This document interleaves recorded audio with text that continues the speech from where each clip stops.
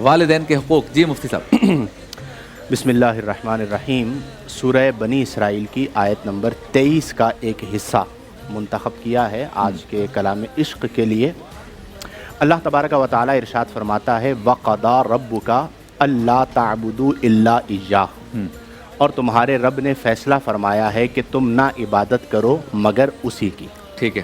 اس کے بعد اللہ نے فرمایا وَبِالْوَالِدَيْنِ إِحْسَانًا، والدین کے ساتھ احسان کرو. اما یبلغن عندک الکبر احدہما او کلاہما، اگر تمہاری زندگی میں ان میں سے کوئی ایک بڑھاپے میں پہنچے یا دونوں بڑھاپے میں پہنچے، فلا تقل لہما اف، تو تم اپنے والدین کو اف تک نہ کہو. صحیح. ولا تنہرہما، اور نہ ہی تم اپنے والدین کو جھڑکو. وقل لہما قولا کریما، اور تم اپنے والدین سے قول کریم یعنی نرم بات کہو. صحیح. وخفض لہما جناح الذل من الرحمہ، اور ان کے لیے رحمت کے بازو بچھا دو. ٹھیک ہے. سب سے پہلی بات کہ اس آیہ مبارکہ کا آغاز اللہ نے اپنی بندگی سے کیا. ہاں. کہ تمہارے رب نے یہ فیصلہ فرمایا ہے کہ تم نہ عبادت کرو مگر اس کی. صحیح. اور پھر اس کے فوراً بعد فرمایا کہ وبالوالدین احسانا.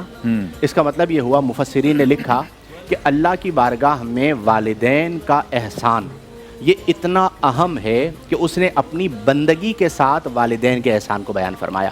تو ایک تو جو ہمارے معاشرے کے اندر والدین سے حسن سلوک کو ہلکا لیتے ہیں، اس کی فکر نہیں کرتے، انہیں اس بات کا احساس کرنا چاہیے کہ اللہ کی بارگاہ میں والدین کا کتنا بلند و بالا مقام ہے.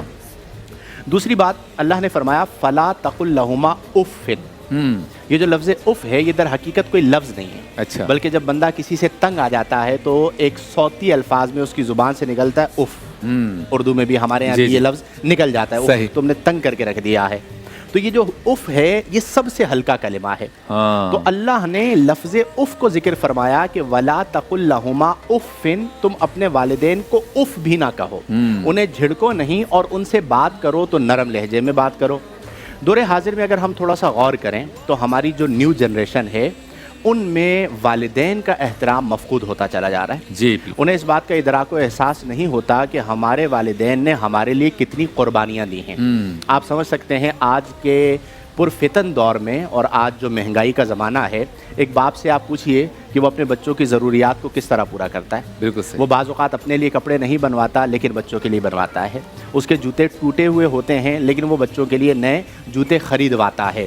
اب وہ سارے جو ایکسپینسز ہے وہ کس طرح پورے کر رہا ہے یہ اس کا دل جانتا ہے. بالکل صحیح. جب کل آپ بڑے ہو گئے تو جس باپ نے آپ کو انگلی سے پکڑ کے چلنا سکھایا، جس نے ساری زندگی آپ کی ضروریات کو پورا کیا، آج آپ اتنے بڑے ہو گئے ہیں کہ اپنے باپ کی آنکھوں میں آنکھیں ڈال کر بات کر رہے ہیں. وہ ماں جس نے آپ کی ولادت میں تکالیف کو اٹھایا، پیدا ہونے کے بعد انسان کا بچہ وہ واحد بچہ ہے کہ اگر پیدا ہونے کے بعد اس کی کیئر نہ کی جائے تو وہ زندہ نہیں رہ سکتا. بقیہ جانوروں کے بچے پھر زندہ رہ جاتے ہیں، جانداروں کے بچے، انسان کا بچہ زندہ نہیں رہ سکتا. ماں نے اس کے لیے کتنی قربانیاں دی. اللہ. ہم آج اپنی فیملی میں دیکھتے ہیں کہ ہمارے بچوں کے لیے ہماری ازواج کتنی قربانیاں دے رہی ہیں. تو کل ہماری ماں نے ہمارے لیے کتنی قربانیاں دیں. اور آج آپ اپنی ماں کی آنکھوں میں آنسو لے کر آتے ہیں، اسے برا بھلا کہتے ہیں، اس سے بدتمیزی کرتے ہیں. بلکہ I think day before yesterday ہمارے کراچی میں یہ واقعہ ہوا کہ ماں نے بیٹے کو منع کیا کہ تم وارداتیں مت کرو، اور ماں کو بیٹے نے گولی مار دی. اللہ. اور ماں ہلاک ہو گئی. اب آپ مجھے بتائیے کہ جس معاشرے میں بیٹا اپنی جنت کو قتل کر رہا ہو، جس معاشرے میں بیٹا بیوی کی باتوں میں آ کر اپنی ماں کو گھر سے نکال رہا ہو، جس معاشرے میں ماں بیمار ہو، بیٹا عیاشیوں میں پیسے صرف کر رہا ہو اور ماں کو دوا نہ دلا رہا ہو، جس معاشرے میں بیٹے کی وجہ سے روزانہ صبح بھی ماں کی آنکھ اشک بہائے، روزانہ شام بھی ماں کی آنکھ اشک بہائے، اور پھر بھی وہ دعا دے کہ میرا بیٹا ہے سدھر جائے گا، اس بیٹے سے زیادہ میرے نزدیک بدبخت کوئی نہیں ہو سکتا. بعض لوگ ہمیں یہ کہتے ہیں کہ میرے ماں باپ زیادتی کرتے ہیں. ایک بات یاد رکھنی چاہیے کہ پہلے تو عمومی طور پر ماں باپ زیادتی نہیں کرتے. صحیح. آپ انہیں تنگ اتنا کرتے ہیں، آپ ان کے ساتھ ظلم اتنا کرتے ہیں کہ وہ کچھ کہنے پر مجبور ہو جاتے ہیں. اور ایک لمحہ فرض کر لیجئے کہ ماں باپ زیادتی کرتے ہیں، آپ کی بات مان لیتے ہیں کہ چلے ماں باپ زیادتی کرتے ہیں، تو یہ یاد رکھیں کہ ماں باپ اگر زیادتی کرتے ہیں تو ان کی گرفت اللہ کرے گا. صحیح. ان کی زیادتی کا بدلہ آپ زیادتی ان کے ساتھ نہیں کر سکتے. آپ کو یہ حکم دیا گیا ہے کہ آپ ان کے ساتھ نرمی سے پیش آئیں. نبی کریم علیہ افضل الصلاۃ و تسلیم فرماتے ہیں کہ الجنت تحت اقدام الامہات، जन्नत माओं के कदमों के नीचे है। नबी करीम अलैहि अफ़ज़लुस सलाती व तस्लीम फरमाते हैं रिदल्लाहि फ़ी रिदल वालिदी व सख़तुल्लाहि फ़ी सख़तिल वालिदी। आज हम रोज़ा रखते हैं, नमाज पढ़ते हैं, ज़कात देते हैं, हज करते हैं, जितने भी आकाम करते हैं कि अल्लाह राज़ी हो जाए। नबी करीम फरमाते हैं कि अल्लाह की रज़ा वालिद की रज़ा में है और अल्लाह की नाराज़गी वालिद की नाराज़गी में है। बाज़ औक़ात ऐसा होता है कि पेरेंट्स में इख्तिलाफ हो जाता है। उमूमी तौर पे बच्चियाँ माँ की साइड पे हो जाती हैं, बच्चे माँ की साइड पे हो जाते हैं, वालिद से बदसलूकी करते हैं, ये भी गलत है। उसकी वजह ये कि दो बड़ों की लड़ाई है, उसमें अगर वालिद ज़्यादती कर भी रहा है तो उसकी गिरफ्त अल्लाह फरमाएगा। उस ज़्यादती की वजह से हम वालिद को बुरा भला नहीं कह सकते, एक तरफा हम नहीं हो सकते। हमें जिस तरह वालिदा का एहतराम करना है उसी तरह वालिद का भी एहतराम करना है। और सबसे अहम बात यह है कि कई ऐसे गुनाह हैं शब्बीर भाई कि जिनकी सज़ा at the day of judgement दुनिया में नहीं है। ठीक है, अल्लाह का मामला है, वो सज़ा उन्हें क़यामत के दिन मिलेगी। ठीक है, लेकिन वालिदैन की नाराज़गी एक ऐसा मामला है कि इसकी सज़ा दुनिया में मिलती है। अच्छा, आपकी ज़िंदगी में कई ऐसे लोग होंगे जो बिल्कुल टैलेंटेड नहीं हैं, कोई उनकी सलाहियत नहीं है, वालिदैन की खिदमत की, वो आज करोड़पति हैं। सही। और कई ऐसे लोग होंगे जिनके पास बहुत टैलेंट है, बहुत अच्छा बोलते हैं, बहुत पढ़े लिखे हैं, लेकिन वालिदैन को सताया तो वो आज दर दर की ठोकरें खा रहे हैं। सही बात। मैं अक्सर तलबा को पढ़ाते हुए ये बात कहता हूँ कि बेटे मुस्तकबिल की फ़िक्र होती है हर एक को कि मेरा मुस्तकबिल कैसे होगा। तो मैं ये कहता हूँ कि आप अपने माँ बाप को राज़ी करें, उसके बाद मुस्तकबिल से बेफिक्र हो जाएं।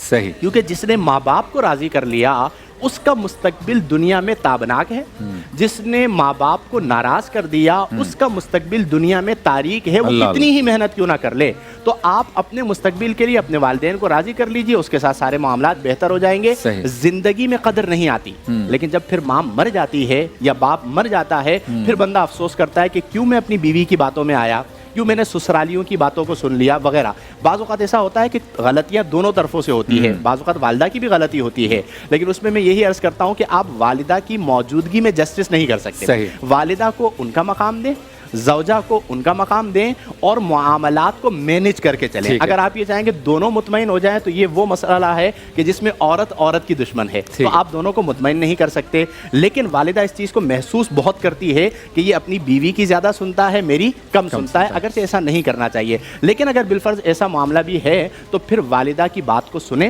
क्योंकि वालिदा सा नहीं मिल सकता। और ज़ौजा को अपनी जगह पे तसल्ली दे दें कि मैं तुम्हारे लिए इतनी कुर्बानियाँ दे रहा हूँ तो तुम एक कुर्बानी मेरे लिए दे दो, कि अगर कोई ज़्यादती की बात मेरी माँ कह भी देती है तो तुम वक्ती तौर पे बर्दाश्त कर दो, तो इससे घर का मामला बेहतर हो जाएगा, माहौल बेहतर हो जाएगा। मैं अल्लाह के हुजूर दुआ करता हूँ कि अल्लाह तबारक व तआला हमें, मुझे, हमारे तमाम सुनने वालों को अपने वालिदैन की कदर और उनका एहतराम करने की तौफीक अता फरमाए। कुरान व सुन्नत, शरीअत व सुन्नत और अहकाम शरीअत व तरीक़त के मुताबिक ज़िंदगियाँ गुजारने की तौफीक अता फरमाए। व आखिर दावाना अनिल हम्दुलिल्लाह। सुभान अल्लाह।